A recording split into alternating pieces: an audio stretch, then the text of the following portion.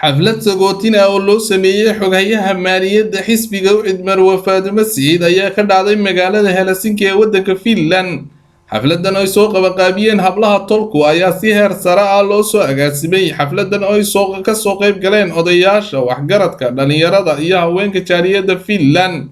waxaa ka hadlay Marwo Faadumo Siciid, xildhibaan Faysal iyo xubnaha haweenka jaaliyadda ah.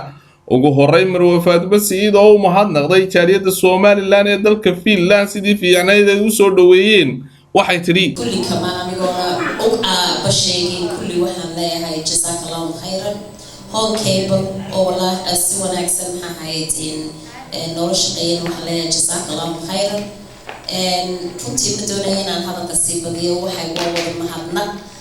insha Allah bismillaahi kariimna ilaahay waxaan ka rajaynayaa inaan maxahaydin anuguna maalintan xagga iyo Somaliland aan nooga timaadaan inaan sida aniga ay qabateen iyo si ka badanba aan insha Allah anuguna aan gacmo furan idinku soo dhaweeyo xaflad ka qurux badan oo ka maqan sanada insha Allah bismillaahi kariim inaan anuguna aan idinku farxiyo oo idin sameeyno insha Allah bismillaahi kariim asxaabtayda oo dhan waxaan leeyahay jazakallahu khayran reer Somaliland waxaan leeyahay 18 May عيد مبارك إلهي سنة كيسة خير يبشر برواقه الله ينقسم إن شاء الله بسم الله الكريم. sidoo kale xubnihii dhinaca Finland oo hadlayay ayaa Marwo Faadumo Siciid ugu mahad celiyay sida uga ogolaatay ururka haweenka iyo xukuumadda Finland casuumadda u fidiyeen waxaana ka mid ahaa hadaladoodii idaa subag laga loo baasan laga baxshaa geel baa sidig loo ogaa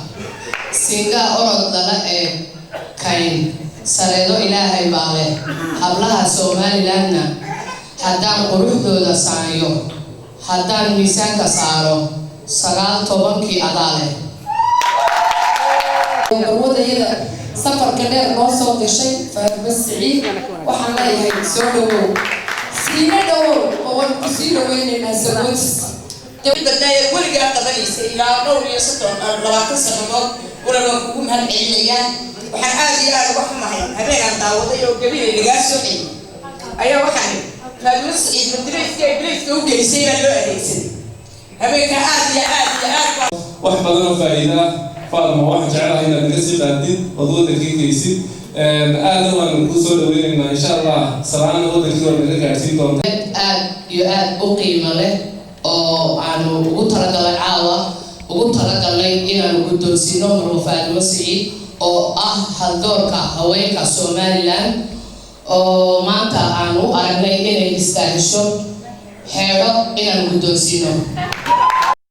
gabagabadiina waxaa Faadumo Siciid la guddoonsiyay hadiyado ay ugu horeyso hadiyada Soomaalida ugu qaalisan oo ah fijaan ama xeero aadan Yuusuf Ismaan Home Cable TV Finland.